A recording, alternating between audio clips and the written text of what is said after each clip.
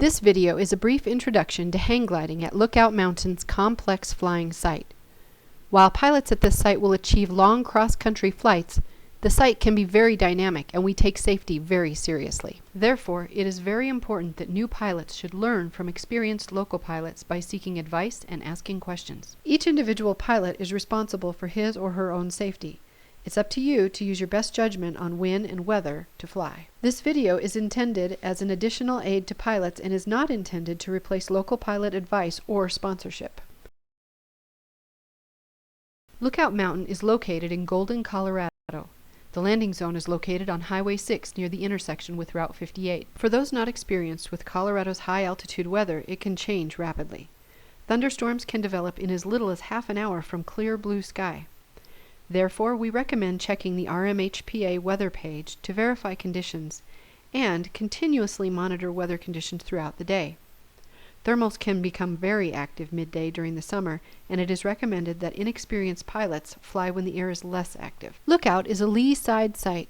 Therefore, pilots should not fly when there is any west component to the wind to avoid flying in rotor. Also, just because the wind is east on launch does not mean that it is a good day to fly.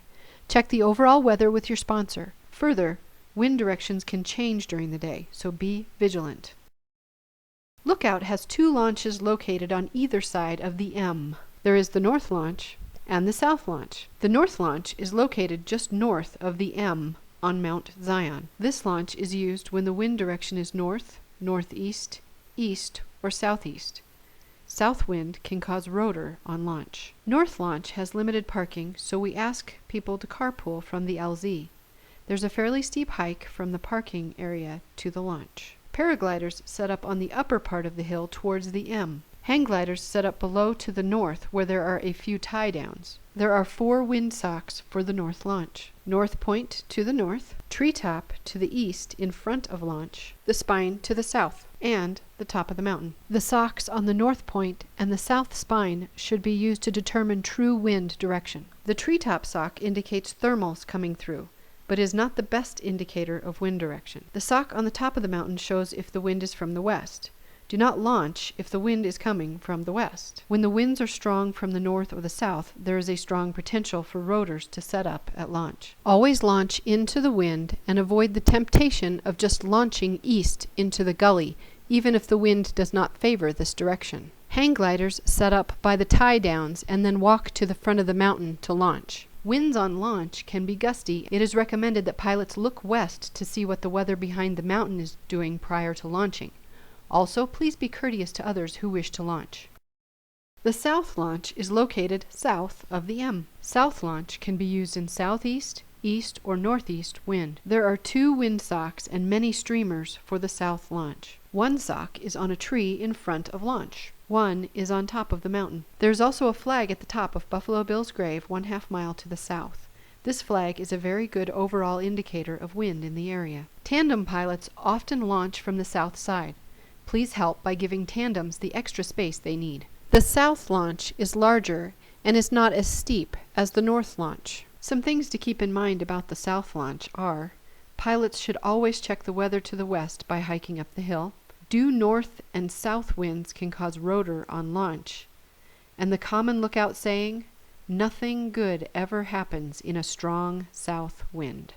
There are 3 areas where pilots land. The main LZ, located next to Highway 6, Miners Field, the bailout LZ. The main LZ is divided by a large ditch, creating an east section and a west section. Pilots can land in either section, although the standard LZ is east of the ditch. Do not land in the ditch. It is very steep, and landings there have resulted in serious injuries. The LZ has many obstacles, including Highway 6 to the north, a fence to the north, trees to the south, mountain bikers and hikers who have the right-of-way in the LZ. All new pilots must walk the LZ with a sponsor to understand all of the obstacles. There are 2 primary wind socks for the LZ. The rock pile, which is 250 feet above the LZ, and the top of the utility pole on the north side of the LZ. The ground of the LZ slopes up to the south. This effectively creates a larger LZ when landing to the southeast, and of course shorter when landing to the north. The primary approach for hang gliders is from the west, landing to the east-southeast, regardless of wind direction. Pilots can use the figure 8 approach or the downwind base and final approach. For the figure 8 approach, pilots set up to the west of the LZ and use figure 8 turns to approach the LZ to the southeast. Stay back near the hillside and do not creep into the LZ.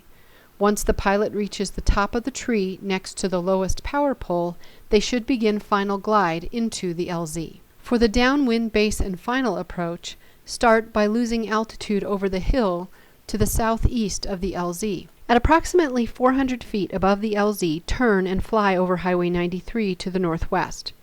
Watch your spot in the middle of the LZ and extend or shorten your downwind leg as needed.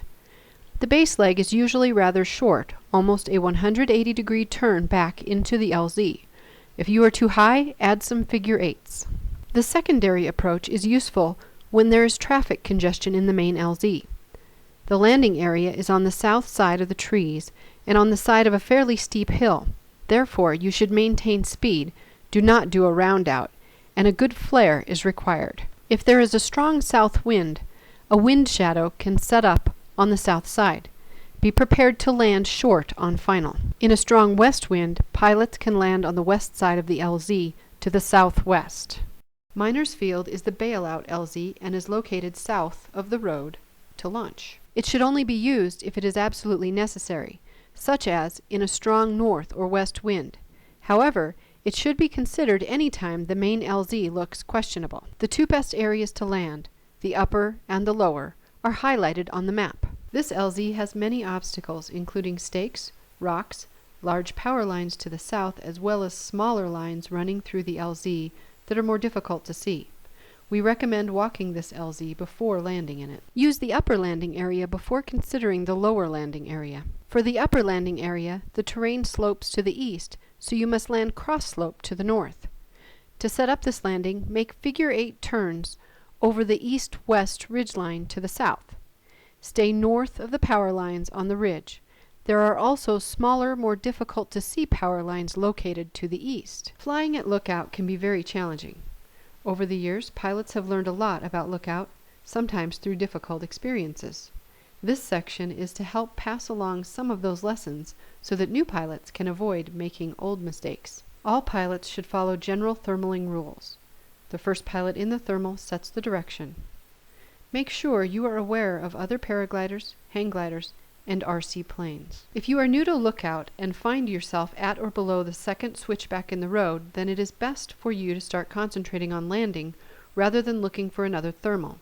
Low scratching by inexperienced pilots has led to many accidents. Pilots new to the site should avoid the temptation of nasty turbulent thermals that are generated by the rock pile just above the main LZ in front of the north launch. Clear Creek Canyon, which is located on the north side of the north launch, should be avoided because of the Venturi effect of the canyon and the lack of landing options. Windy Gap, which is located to the south of the south launch, should also be avoided because of the Venturi effect and the lack of landing options. As you thermal up, do not go behind the hill. There's a risk of sinking out, and there are no good landing options in those steep, rocky canyons. Pilots should avoid the following: finding a thermal below the second switchback in the road, thermals generated off the rock pile, being low in Clear Creek Canyon, being low in Windy Gap, going behind the hill, flying too close to the hill. Many experienced pilots at Lookout will push the limits of these guidelines and will fly in conditions that are inappropriate for inexperienced pilots. We recommend new pilots make conservative choices until they are familiar with this site.